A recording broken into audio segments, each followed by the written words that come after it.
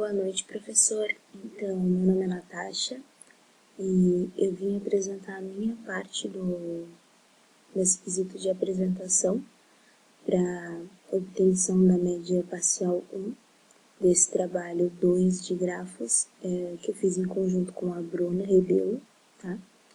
E eu vou explicar um pouquinho sobre o código. A Bruna falou um pouco sobre a execução do programa e agora eu vou explicar o que está por trás dessa aplicação.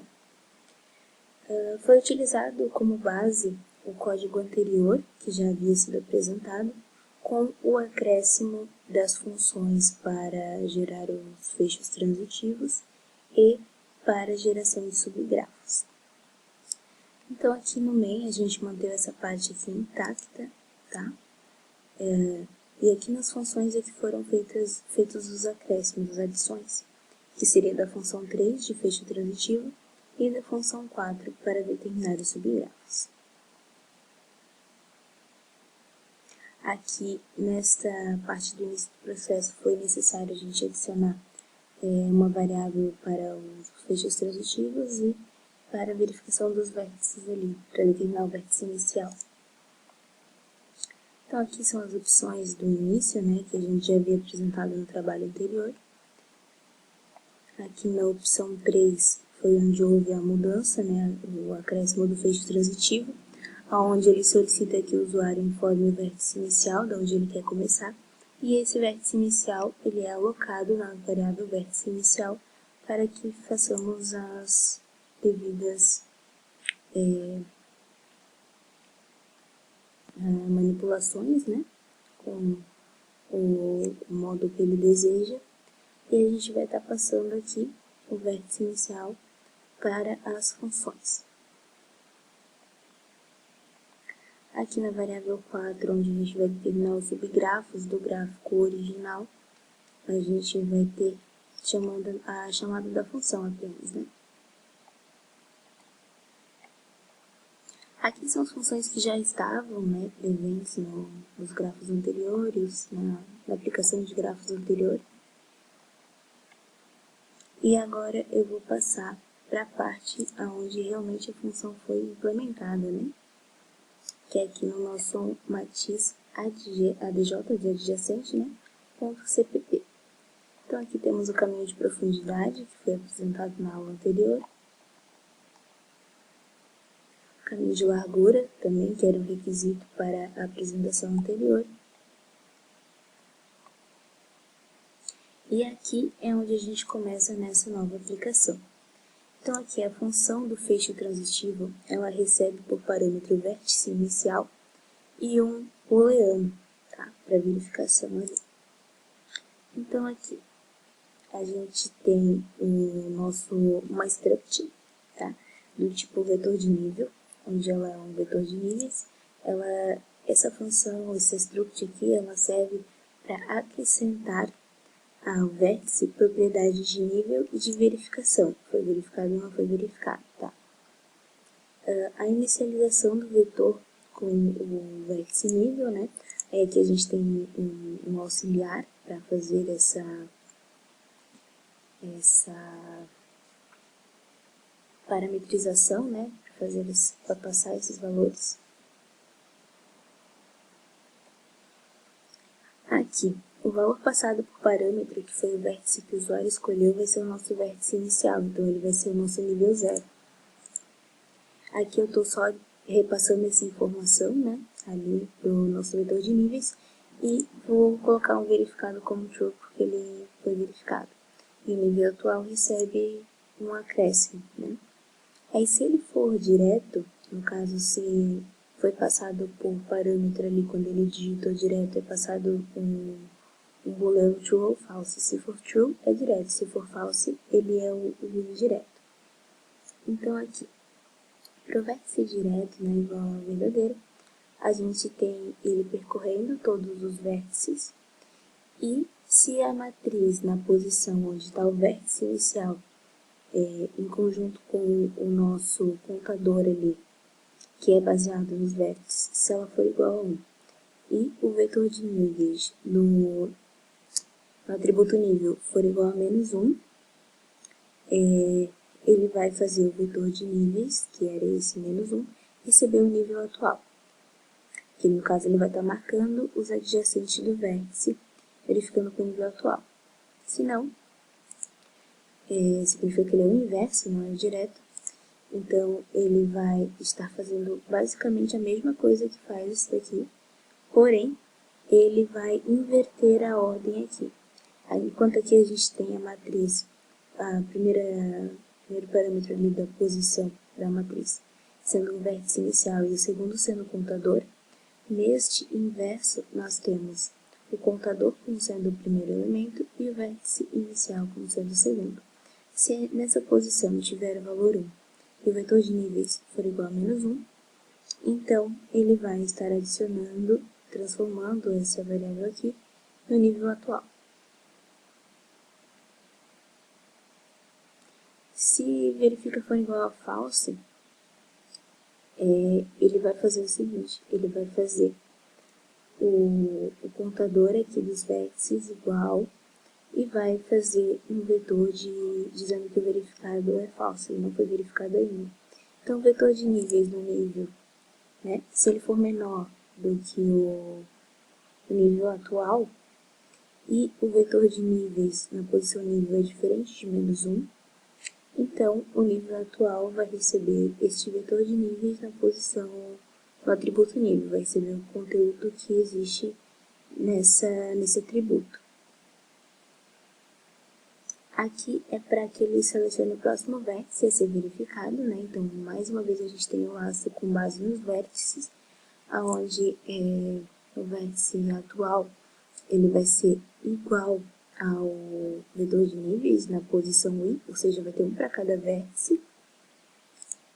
E aí aqui, o atual ponto nível, né, que seria esse vetor que a gente criou aqui, o atributo nível dele é igual ao nível atual.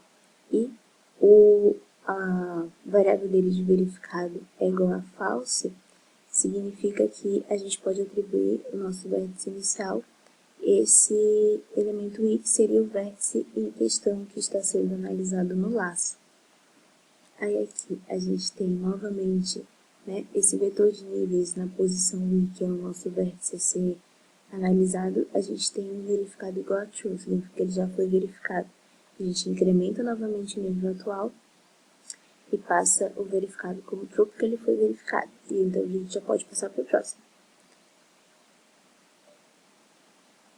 Aí aqui para questões de exibição, né? Então, se ele for direto, a gente vai pintar aqui um fecho transitivo direto e a gente vai pintar o vetor de níveis, né? Aí para pintar esse vetor de níveis, a gente vai estar fazendo aqui outro laço for, onde a gente passa por todos os vértices que existem no gráfico que o usuário criou, setando, né, nessa função do transitivo direto, esse vetor de níveis.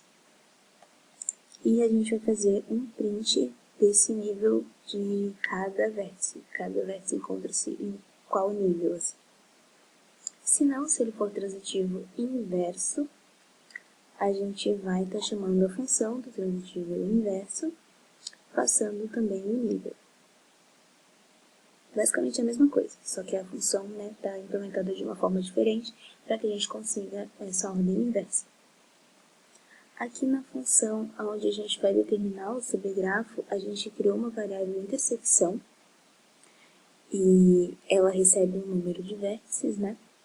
A gente tem o nível do subgrafo e a gente tem um contador também do tamanho dos vértices e os subgrafos que vão depender desses vértices, né?